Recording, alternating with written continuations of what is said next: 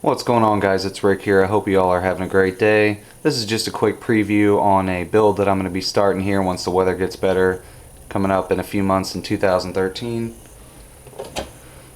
This is the 69 Nova SS 2-in-1 kit. Awesome kit. I have another one of these. I have two of these, and then I have one of the Copos. And it's going to be kind of like a tale of two Novas. This one here is going to be built as a drag version. And the other one, not sure if I'll use this kit or use the Copo kit. When I get into both of them, do a comparison and review both of them, I'll decide. But I'm probably going to use the Copo for the stock sleeper look because it's got the steel wheels and more of a sleeper type of thing. And it comes with a 427 in it, so that would fit that perfectly. But anyway, this is going to be the drag version. And like you can see here, I've gotten some stuff just kind of roughly mocked up. I'm not really going to do a whole lot of building on this kit. I'm just going to kind of get the idea that I have set and get it all prepped and ready to go, and then once I get a few of the things taken care of, start doing some work, because my idea is to fab up some more parts of this cage here. These bars just seem so small, but it could just be me. I haven't done a whole lot of roll cage, tube chassis type of work, but basically I want this to be like a streetcar type of thing, but it's going to have a really nice engine under the hood. And I'm probably going to end up having to cut out the inner fenders here, which is good though. If you look at the interior pan, it's going to work out perfectly. Might have to notch the rear rails there, frame rails, but I think we'd be alright. Not sure if I'm going to keep the stock gas tank, cut that out, do a fuel cell. Have to see. And I'd like to lower the front. And the reason I have to cut open the back is because I'd like to use a little bit larger tires than what this comes with.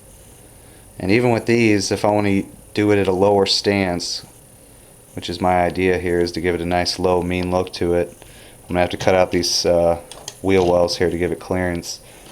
The body really looks nice, especially with this cowl induction hood on here, and it fits really good. Yeah, you can see that, and it actually does have a little bit of clearance in there, and you can see through the opening, but the body overall is really nice. And yeah, as far as engine goes, I have an idea. I want to do a single turbo kit, and I got a turbo here. I'm not sure if I'll use this one. It's just a chrome large truck turbo. Thinking about stealing the turbo kit off of the Peterbilt 359, and you know, just kind of doing whatever with the rest of it. I'm not too worried, but we'll see what happens with this. I got a few parts here that I started just kind of mocking up and everything, but I really like to do a single turbo blow through carburetor application, so I use the stock intake, and I guess I could do it either carbureted or fuel injected. Carburetor, I just put the carburetor and then I do a blower hat on top of that, or a 90-degree elbow depending on where it needs to go. Or what I could do is have an elbow and then have a throttle body on that, so either way. And then turbo would just mount up in this area here, and I'd have to do modification obviously to the front shroud, and the battery would be in the trunk, which I'm not going to cut the trunk out so you won't see that. And it'd just be bare bones, and I'll probably end up cutting out this heater box here. And it does come with power brakes, but I figure since it's a race car, I'm just going to take the vacuum booster off because it's a two-piece unit, and I'll just run the manual brakes. And other than that, that's about it, guys. As far as the rest of the engine goes, like I said, the single turbo. Manifolds, I was going to use these stock manifolds and flip them, but they're different and it's not going to really line up right, so I might have to make my own manifolds for it, which if anybody is interested, I'll do a video when I do just the build of this engine, which I'm kind of wanting to do it. That's why I got the rest of the kit out, because this kit's going to be kind of built around the engine itself. But I mean, there's pretty good detail in this kit, and it even comes with little,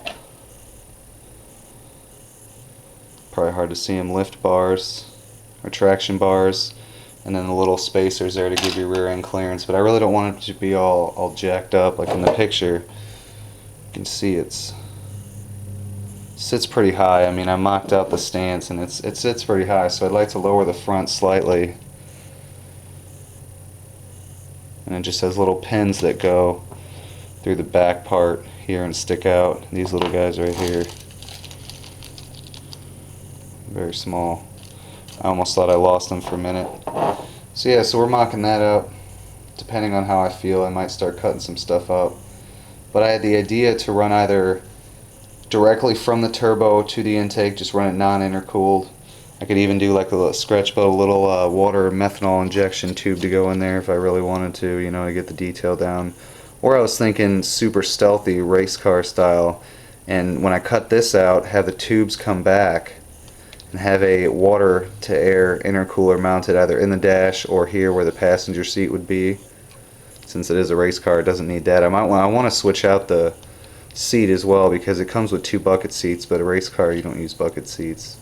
So I'll see if I have a seat to do that, or if anybody has like one of those NASCAR style seats and they want to sell it or trade it for something, let me know, because I want a race car seat. And all the ones I have are like old, like 60s style little small bucket type race seats, and I don't really want one of those. I want the full, you know, metal, sheet metal type thing there. So this is the engine bay basically, and I might have to cut out some of this stuff around here just to give me more clearance for everything.